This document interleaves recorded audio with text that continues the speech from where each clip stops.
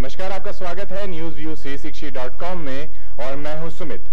अभी हम हैं कोलारस के चुनावी दौरे पर, जहां पर जितनी भी चुनावी पार्टियां हैं उन्होंने कमर कस लिया है चुनावी दंगल के लिए। इसी बीच हमारे साथ खास मुलाकात में हमने की है रविंद्र शिवहरे जी से, जो कि नगर पंचायत अध्यक्ष हैं। सर, सबसे पहले आपका बहुत बहुत स्वागत। थैंक यू सर, जो अभी माहौल बना है कोलारस में, अभी हमने आम जनता से भी बात की, लोग एक तरफा बता रहे हैं कि इस बार तो निश्चित है कि कोलारस में कांग्रेस की ही आएगी सरकार। आपका क्या कहना है? हमारे यहाँ हमारे क्षेत्रीय सांसद है माननीय श्रीमन सिंधिया जी, जो लगातार हमारे क्षेत्र के विकास के लिए संघर्ष रहते हैं और आमजन से उनका जुड़ाव है। आमजन के सुख दुख में उनका काम आना, क्षेत्र की समस्याओं को हमेशा संसद में और ये विधानसभा में उठाना, बड़े बड़े विकास कार्य अपने क्षेत्र में लाना, उसको देखते हुए पब्लिक उनके साथ है, इसलिए कांग्रेस की जीत यहाँ सुनिश्चित है। कल की जो रैली हुई थी सर ज्योतिरादित्य सिंधिया जी की, उसमें हमने बहुत बड़ा जन सैलाब देखा। हमने बीजेपी की भी प्रतिक्रिया उस पर ली, तो उस पर उन्होंने दोषारोपण किया कि नहीं, ये तो फर्जी भीड़ है। इस पे आपका क्या कहना?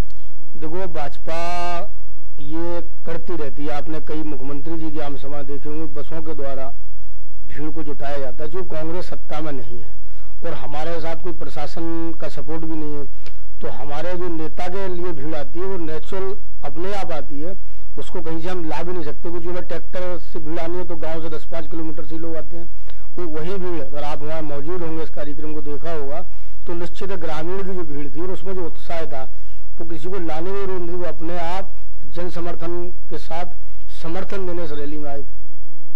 सर, जमीनी स्तर पे बात करें, लोगों की प्रतिक्रिया हमने ली, तो उसमें बार बार लोगों ने ये कहा है कि ज्योतिरादित्य सिंधिया जी को सीएम कैंडिडेट के लिए होना चाहिए। आपको क्या लगता है? नहीं, बिल्कुल होना चाहिए। मध्य प्रदेश में एक ईमानदार, स्वच्छ छवि और मेहनती नेता, जिनका अनुभव भी बहुत अच्छा है। आप लोकसभा में डिबेट भी उनकी सुनते होंगे, सचेतक है लोकसभा के मुख्य। तो कहीं ना कहीं अगर मध्य प्रदेश में एक अच्छी सरकार को लाना है और तो सिंधिया जी को घोषित कर देना चाहिए कि मध्य प्रदेश में युवाओं में बहुत अच्छी मांग है और वो चूंकि राजनीति में काफी समय से हैं, तो जन की परेशानियों को भी समझ चुके हैं, तो निश्चित है इसका जनता को मध्य प्रदेश की लाभ मिलेगा।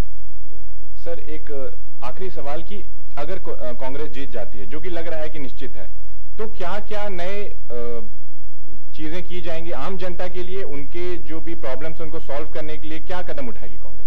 तो कांग्रेस हमेशा जनता के जो जमीनी मुद्दे रहते हैं उनके साथ रही है। कांग्रेस शासन में आज की जो स्थिति है कि मजदूर परेशान है, युवा बेरोजगार है, किसान के भाव नहीं मिल रहे हैं, व्यापारी डूब चुका है, तो कांग्रेस के शासनकाल में हमेशा हर चीज का हित का ध्यान रखा गया है और निश्चित है कांग्रेस की सरकार आएगी तो हमारी सरकार हमेशा जो गरीब मजदूर और व्यापारी को कभी नुकसान न हो उस दिशा में, उस नियम में काम करती है और करेगी।